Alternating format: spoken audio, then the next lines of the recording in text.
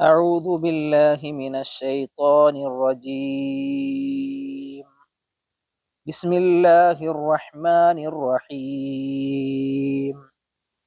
وما أرسلنا في قرية من نذير إلا قال مترفوها إنا بما أرسلتم به كافرون وقالوا نحن أكثر أموالا وأولادا وما نحن بمعذبين قل إن ربي يبسط الرزق لمن يشاء ويقدر ولكن أكثر الناس لا يعلمون وما أموالكم ولا أولادكم بالتي تقربكم عندنا زلفى إلا من آمن وعمل صالحا فأولئك لهم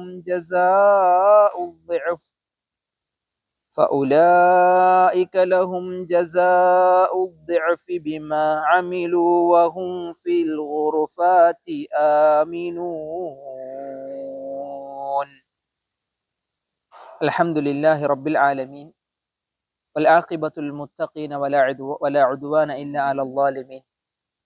اللهم صل على نبينا محمد وعلى آله وصحبه أجمعين. أما بعد.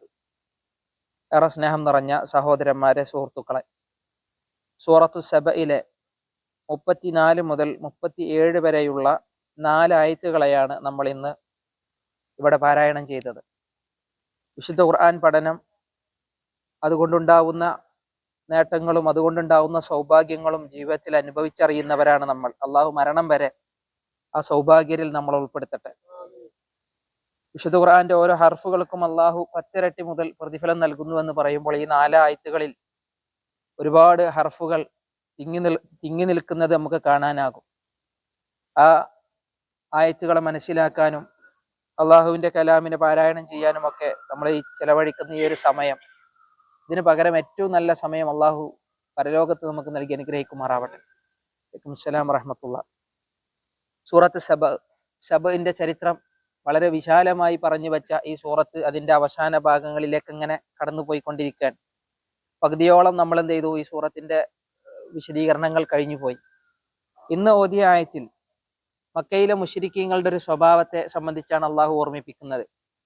പൊതുവെ ഓരോ അമ്പിയാക്കളും അവരുടെ ജനതയിലേക്ക് വരുമ്പോൾ ആ ജനത പെരുമാറിയിരുന്ന പെരുമാറ്റം അത്ര നല്ല രൂപത്തിലായിരുന്നില്ല.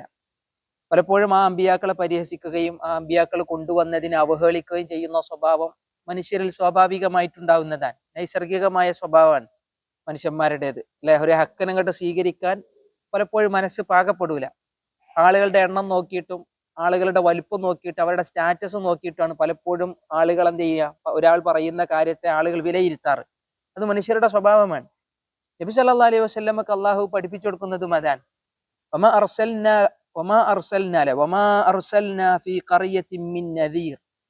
അള്ളാഹു പറയുന്നു, വമാ അർസൽനാ ഫീ ഖറിയ, ഒരു ഗ്രാമത്തിലേക്ക്, ഒരു നാട്ടിലേക്കും നാം അയച്ചിട്ടില്ല, നാം പറഞ്ഞയച്ചിട്ടില്ല. മിൻ നദീർ, ഒരു താക്കീതുകാരനെയും. നദീർ എന്ന വാക്കിനെ ഈ സൂറത്തിൽ തന്നെ 4ഓളം തവണ അള്ളാഹ് വിശദീകരിച്ചു. നദീർ എന്ന് പറഞ്ഞാൽ അള്ളാഹുവിന്റെ ശിക്ഷയെ തൊട്ട് താക്കീത് നൽകുന്നവൻ. റസൂലുള്ളാഹി സ്വല്ലല്ലാഹു അലൈഹി വസല്ലം നദീറാണ്. ആർക്ക്? സത്യനിഷേധികൾക്ക് താക്കീത് നൽകുന്നവനാണ്. എന്നാൽ മുഅ്മിനീങ്ങൾക്ക് റസൂലുള്ളാഹി ബഷീറാണ്, സന്തോഷവാർത്ത അറിയിക്കുന്നവനാന്ന് പറഞ്ഞു.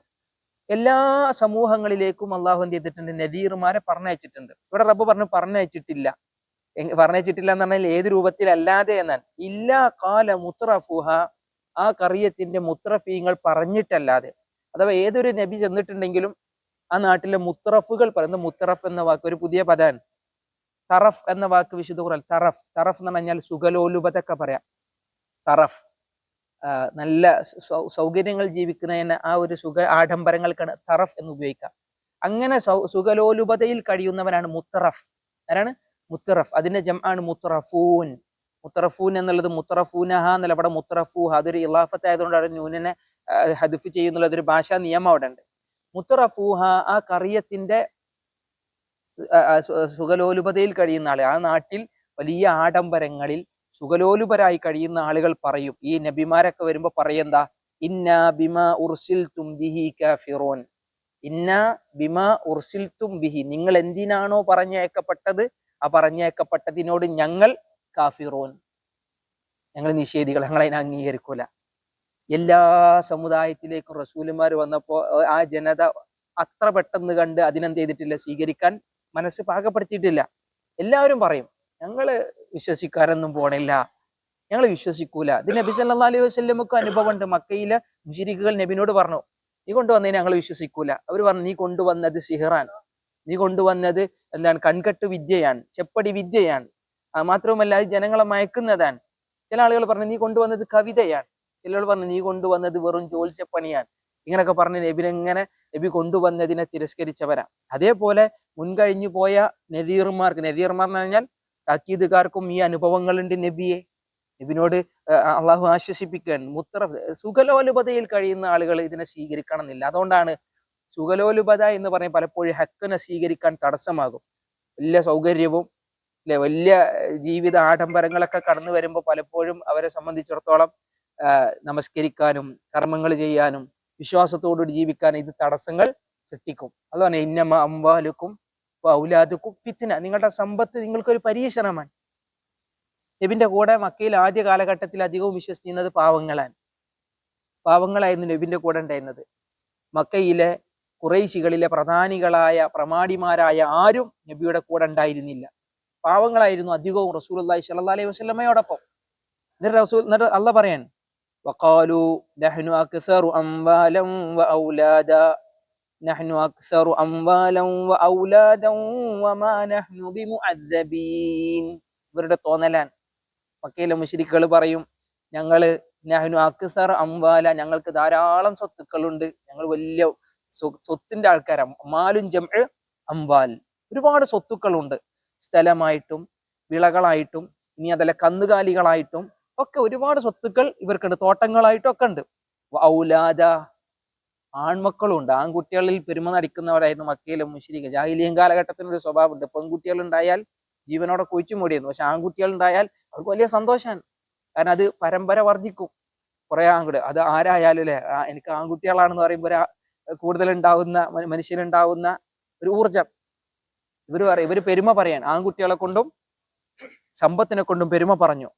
വമാ നഹ്നു ബിമുഅദ്ദബീൻ, അതുകൊണ്ട് ഞങ്ങൾ ഒരിക്കലും ശിക്ഷിക്കപ്പെടൂല, ദുനിയാവിൽ ഞങ്ങൾ ഒരിക്കലും കുടുങ്ങൂല, ദുനിയാവിൽ ഞങ്ങൾക്കൊരു പ്രയാസമില്ല. ഇനി മാത്രമല്ല അള്ളാഹു ശിക്ഷിക്കണമെങ്കിൽ ഞങ്ങളെ ശിക്ഷിക്കില്ല, കാരണം ഞങ്ങൾക്ക് നല്ല ആൺകുട്ടികളുണ്ട്, ഞങ്ങൾക്ക് വലിയ സമ്പത്തുണ്ട്. ഞങ്ങൾ മോശപ്പെട്ടവരാണെങ്കിൽ അള്ളാഹ് ഞങ്ങൾക്ക് സമ്പത്ത് തരുമായിരുന്നില്ല, ഞങ്ങൾ മോശപ്പെട്ടവരായിരുന്നെങ്കിൽ അള്ളാഹ് ഞങ്ങൾക്ക് ആൺകുട്ടികളെയും തരുമായിരുന്നില്ല. ഇത് ഇവരുടെ തോന്നലാൻ അല്ലെ. പലപ്പോഴും ആളുകൾക്ക് തോന്നിപ്പോകും, റബ്ബ് എന്നെ ആദരിച്ചതുകൊണ്ടാണ് എനിക്ക് സമ്പത്ത് തന്നത്, റബ്ബ് എന്നെ ആദരിച്ചതുകൊണ്ടാണ് റബ്ബ് എനിക്ക് ആൺകുട്ടികളെ തന്നത്. ഇത് മക്കയിലെ അവിശ്വാസികളുടെ കേവലം ധാരണ മാത്രമാണ്. റബ്ബ് പറയാണ്, അവരുടെ ധാരണയാൻ. അവർ പറഞ്ഞു നബിനോട്, നബിയെ ഞങ്ങൾക്ക് ആൺകുട്ടികളും ഉണ്ട്, ഞങ്ങൾക്ക് സമ്പത്തും ഉണ്ട്, ഞങ്ങൾ നിന്നിൽ ഒരിക്കലും വിശ്വസിക്കൂല. യാഥാർത്ഥ്യമാണ്. നബിയുടെ കൂടെ ആദ്യകാലങ്ങളിൽ വിശ്വസിച്ചത് പാവപ്പെട്ട സഹാബത്തായിരുന്നു, മിസ്കീനുകൾ. അതും അടിമവർഗങ്ങളിൽ പലരും നബിയിൽ എന്ത് ചെയ്തു, വിശ്വസിച്ചു. അന്നത്തെ മേലാളന്മാരും പ്രമാണിമാരും നബിയിൽ എന്ത് ചെയ്തില്ല, വിശ്വസിച്ചില്ല. ഇനി അള്ളാഹ് പഠിപ്പിക്കുന്ന ഒരു യാഥാർത്ഥ്യമുണ്ട്. ലോകത്തെ എല്ലാ മനുഷ്യരും ഉൾക്കൊള്ളേണ്ട ഒരു യാഥാർത്ഥ്യം. പലപ്പോഴും പല മനുഷ്യരുടെയും ധാരണ അല്ലെ, സമ്പത്തും സൗകര്യങ്ങളും ഒക്കെ തന്റെ മേൽ റബ്ബിന്റെ ഇഷ്ടപ്രകാരം കിട്ടിയതാണെന്നുള്ള തോന്നല, സാധാ മനുഷ്യരുടെ തോന്നലാണ്. പക്ഷെ റബ്ബ് പറയും, കുൽ, നബിയെ പറയണം, പഠിപ്പിച്ചു കൊടുക്കണം, നബിനോട് പറയാൻ, ഇന്ന റബ്ബി യബ്സുത്തു റിസ്ഖ ലിമൻ യശാ, ഇന്ന റബ്ബി, തീർച്ചയായും എന്റെ റബ്ബ്, യബ്സുത്തു റിസ്ഖ്, റിസ്ഖിനെ അവൻ വിശാലമാക്കുന്നു. എന്ത് റിസ്ക്?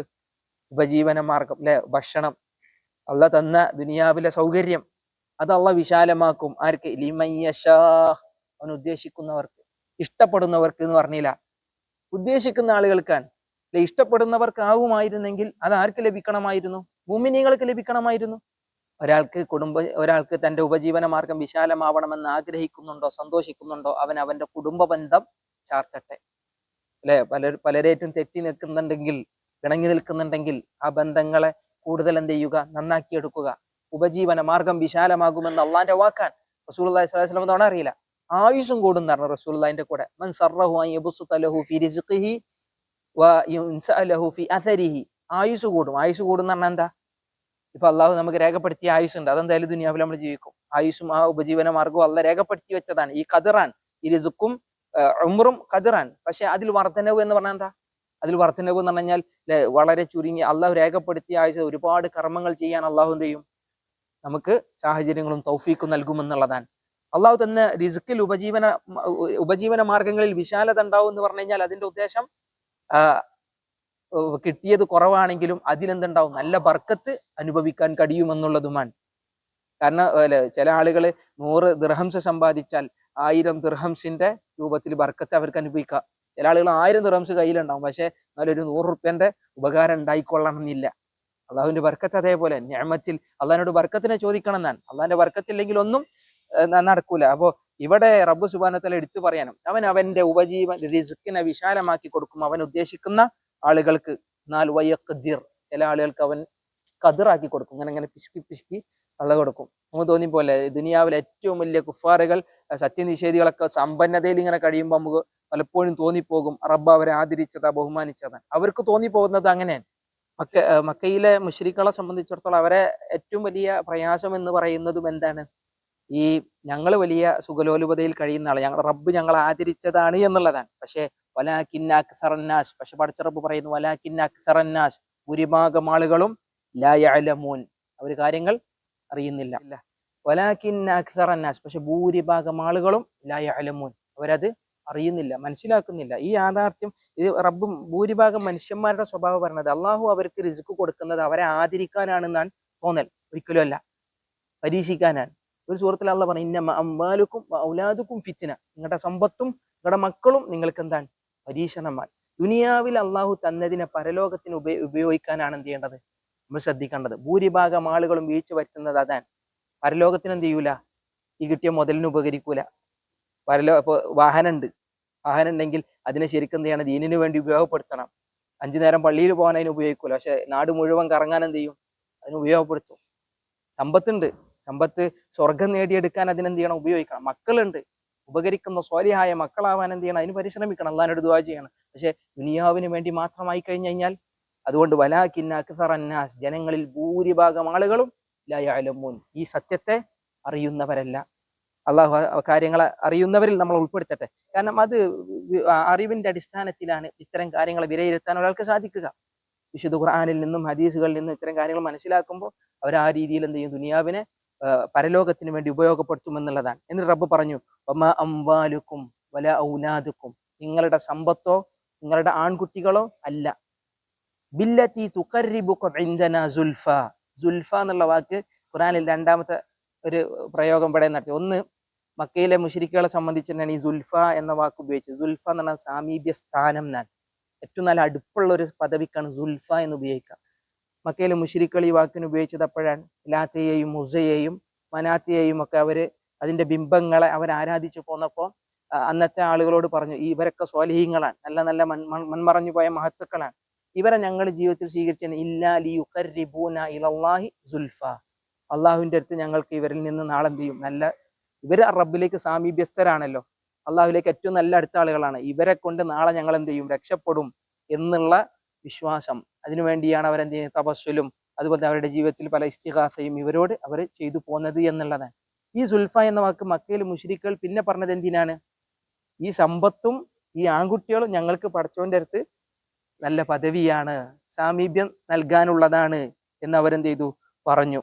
പക്ഷെ അതങ്ങനെയാണോ? അല്ല. റബ്ബ് പറയും വമാ അംവാലുക്കും വലാ ഔലാദുക്കും ബില്ലത്തി തുഖർരിബുക്കും ഇൻദനാ സുൽഫ, നിങ്ങളുടെ സമ്പത്തോ നിങ്ങളുടെ മക്കളോ ഒരിക്കലും എൻ്റെ അരികിൽ എന്തല്ല? നിങ്ങൾ അടുപ്പിക്കാനുള്ള ഒരു സാമീപ്യ സ്ഥാനം അല്ല. ആർക്കല്ലാതെ? ഇല്ലാ മൻ, ഒരുവനല്ലാതെ, ആമന, അവൻ വിശ്വസിച്ചു, വ അമില സ്വാലിഹൻ, സൽക്കർമ്മം ചെയ്തു. ജീവിതത്തിൽ നമുക്ക് ഈമാൻ ഉണ്ട്, അള്ളാഹുൽ വിശ്വസിച്ചു, പരലോകത്ത് വിശ്വസിച്ചു, അള്ളാഹുൽ നിന്നുള്ള പ്രതിഫലം നമ്മൾ പ്രതീക്ഷിക്കുന്നു. ഇങ്ങനെ ഒരാൾ ജീവിച്ചു, വ അമില സ്വാലിഹൻ, സൽക്കർമ്മങ്ങളും ചെയ്തു കഴിഞ്ഞാൽ ഫഉലൈക ലഹും ജസാ, അവർക്കാകുന്ന എന്തുണ്ടാകുന്നത്? പ്രതിഫലം ഉണ്ടാകുന്നത്. എങ്ങനത്തെ പ്രതിഫലം? ജസാഉൽ ദിഅഫ്. ദിഅഫ് എന്ന് പറഞ്ഞാൽ ഇരട്ടി എന്നാണ്. ഇരട്ടി കൂലി ഉണ്ടാവും. ഈ മുഅ്മിനീങ്ങളായ ആളുകളെ സംബന്ധിച്ചിടത്തോളം സൽക്കർമ്മങ്ങളും ചെയ്തു കഴിഞ്ഞാൽ അവർക്ക് ഇരട്ടി പ്രതിഫലമുണ്ട്. ബിമാ അമിലു, അവർ പ്രവർത്തിച്ചതിന്. വഹും ഫിൽ ഗുർഫാതി ആമിനൂൻ. ആ വരി ഭയങ്കര. വഹും ഫിൽ ഗുർഫാത്ത്, അവർ മുറികളിൽ. എന്താ മുറികൾ? റൂംസ് അല്ലെ. ഉർഫത്തും ജമ്മ് ശരിക്കും പറയാ എന്താ, മുറികൾക്കാണ് പറയാ. ഇവിടെ ഏതാ മുറികൾ ഉദ്ദേശം? സ്വർഗീയ ആരാമങ്ങളാണ്. സ്വർഗത്തിലെ മുറികളിൽ അവിടുത്തെയുള്ള ഓരോ അറകളിൽ അവരാൻ ആമിനൂൻ. എന്താ ആമീൻ? നിർഭയരായി കഴിയുന്ന, അവർക്ക് ഭയപ്പെടേണ്ട, ഒരു പേടിയില്ല. അവിടുന്ന് റബ്ബ് പുറത്താക്കൂല. ഖാലിദീന ഫീഹ അബദ, കാലാകാലം അവരാ സ്വർഗത്തിലാണ്. സ്വർഗത്തിലെ മുറികളെ സംബന്ധിച്ച് ഒരിക്കൽ റസൂലുള്ള പറഞ്ഞു സല്ലല്ലാഹു അലൈഹി വസല്ലം, ഇവിടുന്ന് അങ്ങോട്ട് നോക്കിയാൽ ഉൾഭാഗം കാണാം, ഉള്ളിൽ നിന്ന് പുറത്തേക്ക് നോക്കിയാൽ പുറം ഭാഗവും കാണാൻ. അത് സ്ഫടികം പോലെ എന്നാണ്. എന്ന് കരുതി ഫുൾ ഗ്ലാസ് ആണെന്നല്ല. ദുനിയാവിലുള്ള ഒരു കാര്യത്തോട് നമുക്ക് അതിനെന്ത് ചെയ്യാൻ പറ്റില്ല, താരതമ്യം ചെയ്യാൻ പറ്റൂല. പക്ഷെ അതിന്റെ സ്ഫടിക രൂപത്തെ സംബന്ധിച്ച് അത്രക്കും ഭംഗി തോന്നുന്ന, ഒരാളെ മനസ്സിനെ മോഹിപ്പിക്കുന്നതായിരിക്കും സ്വർഗത്തിലെ ഓരോ അറകളും മുറികളും. ഓരോ അറകളും ഓരോ മുറികളും. അള്ളാഹു സുബ്ഹാനഹു വ തആല പറയുന്നു, സൽക്കർമ്മം ചെയ്തവൻ, വിശ്വസിച്ചവൻ, അവൻക്ക് ഇരട്ടി കൂലിയും കൊടുക്കും. അവൻ നാളെ സ്വർഗത്തിൽ അള്ളാഹു അവനെ കിടത്തി ഉറക്കുക ഏറ്റവും നല്ല മുറികളിലായിരിക്കും. ആർക്കാണ് ആ മുറികൾ? സജ്ജനങ്ങൾക്ക് എന്നാണ്. ഒരു ഹദീസിൽ അള്ളാഹിന്റെ റസൂൽ പറഞ്ഞത് എന്താ വെച്ച് കഴിഞ്ഞാൽ,